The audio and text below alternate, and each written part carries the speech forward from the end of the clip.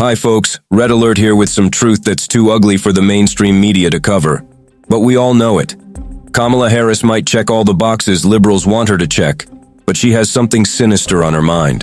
Her secret agenda slipped in her recent address. And if you didn't catch it, I understand. No one's glued to the screen for a Kamala Harris speech. Culture is a reflection of our moment and our time, right? And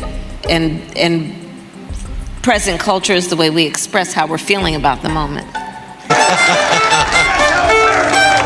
right. There's a reason she has the worst approval record of any vice president in our history. Here she is, Kamala Harris, telling us about the importance of working together. We will work together and continue to work together to address these issues, to tackle these challenges, and to work together as we continue to work operating from the new norms, rules, and So if you were to take a truckload of cliches and put them in a blender, that's what you'd get. Congratulations, Kamala Harris. But she will not be held to the same standards as white male VEEPs of the past. The bigotry of low expectations has brought us to a point where a slimy and incompetent intersectional-box-checking quota hire is one accident away from the U.S. presidency. And here's why a Kamala Harris presidency would be bad. She wants population control. Her school teacher demeanor, which puts us off instantly, has a dark side. She doesn't just talk to people as if they are helpless infants. She actually thinks they are. You know what's better for your child. And because Kamala thinks you're a child, she thinks she knows what's better for you. Here is the Freudian slip for the ages. When we invest in clean energy and electric vehicles and reduce population, more of our children can breathe clean air and drink clean water.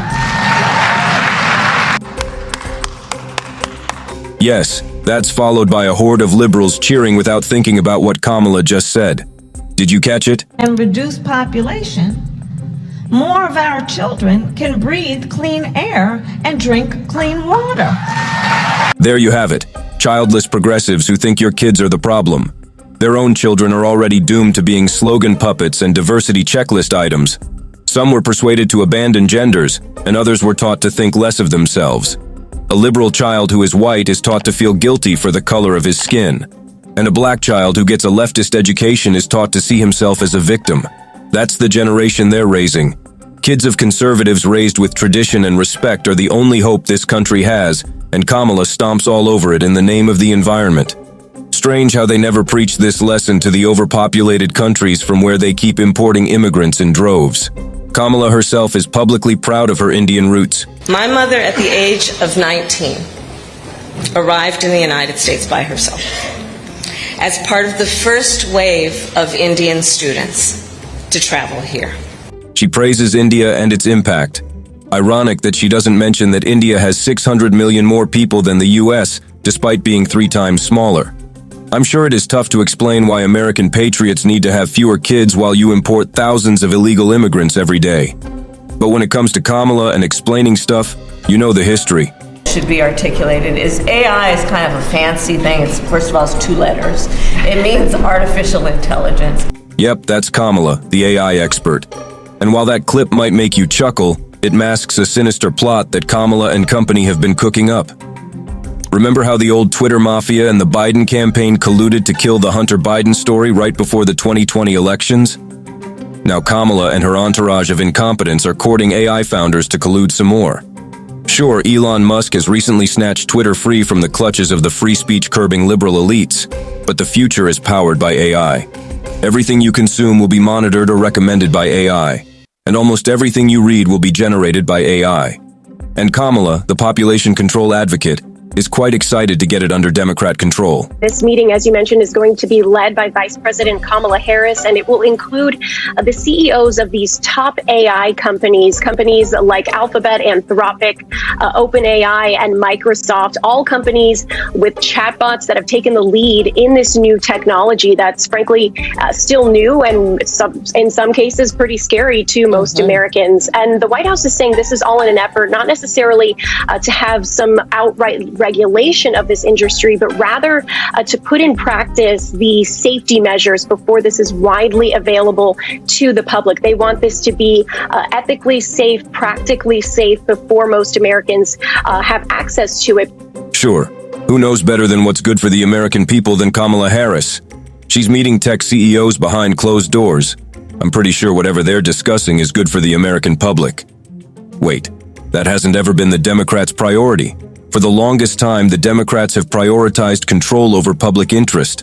They have not thought about public interest in a while. From how they handled the pandemic to how they're handling the rise of AI, it is clear that Kamala and her colleagues are more interested in setting precedents to control Americans than doing things that are right for America. The facade of incompetence and shallow naivety that both Biden and Kamala have built up is a sinister strategy. On the surface, it seems like you have a geriatric grandpa for a president and a patronizing mommy for a vice president. But deep down, there's a whole machine with interests upwards of billions of dollars, hell-bent on destroying your agency. Every crisis for them is an opportunity, which is why they seem so eager to enact strategies and tactics that invite chaos into American life. Invite chaos into the American economy. The rising gas prices do not affect Kamala. They affect the common American family. Jobs lost to AI do not affect Kamala. They affect the common American family. And the loss of welfare dollars to illegal immigrants and conflicts outside of America do not affect Kamala. They affect the common American family. And while she's undercutting the interests of American families, millions of them, she has the gall to pretend to be the nation's mommy. Your empathy has become a trademark of your presidency and can be found on each and every page of the American Rescue Plan.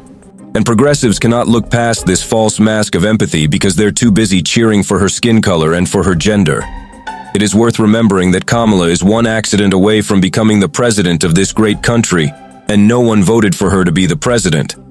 She was picked by the Democratic machine that colluded with social media giants to create an unfair playing field against Trump. She is playing a fake maternal role where she virtue signals empathy. But her true motives and intentions are becoming apparent now that Biden is on vacation.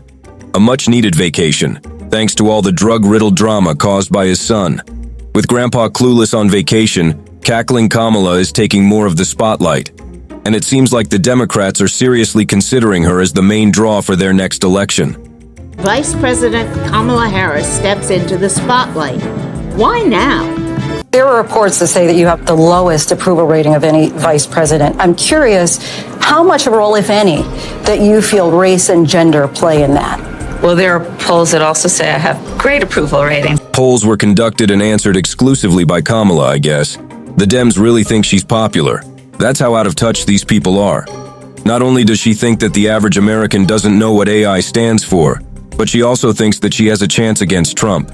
Not against a no-name Republican, but against a winning brand like Donald J. Trump. The liberal echo chamber truly believes that Trump is a president Americans do not miss. Even social media giants miss Donald Trump. Donald Trump's Twitter account is back. Elon Musk reinstated the former president just minutes ago. There's breaking news just coming into CNN right now. Meta, the parent company of both Facebook and Instagram, says it's restoring the social media accounts of former President Donald Trump. Trump is unbanned from all social media platforms, but these apps will jump into the Democrat camp as soon as they have an excuse to censor him. So it makes sense that the Democrats are confident in being able to control the mainstream media, and unfortunately the social media as well. And that's why Kamala wants a good relationship with Silicon Valley.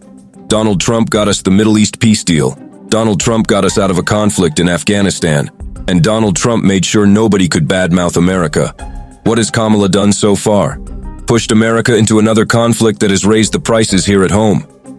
Virtue signaled about abortion rights and attended events and parades that do not matter at all to the common American man. I think it's very important, as you have heard from so many incredible leaders, for us at every moment in time, and certainly this one, to see the moment in time in which we exist and are present. Kamala is an embarrassing caricature even for the progressives. At this point, even liberal shows make fun of her. My fellow Americans, words have many meanings, and sometimes instead of conveying our meaning, they can suggest other meanings. When we talk about the children of the community, they are the children of the community. Well, we are the United States of America because we are united. And we are states. Talking about the significance of the passage of time, right? The significance of the passage of time. Can you spot an ounce of authenticity in Kamala? The only time she's authentic is when she slips up. Bidenomics is working. Today's numbers reflect the point that President Biden has made many times. That's Kamala Harris talking about Bidenomics. What is Bidenomics? Every financial hardship you have felt since 2020. And if you throw in population control and AI control, you're gonna get Kamalanomics. If our great country has any future, it is not in Kamalanomics or Bidenomics. It is in free market capitalism and tradition. That's it for today, folks. This is Red Alert signing off.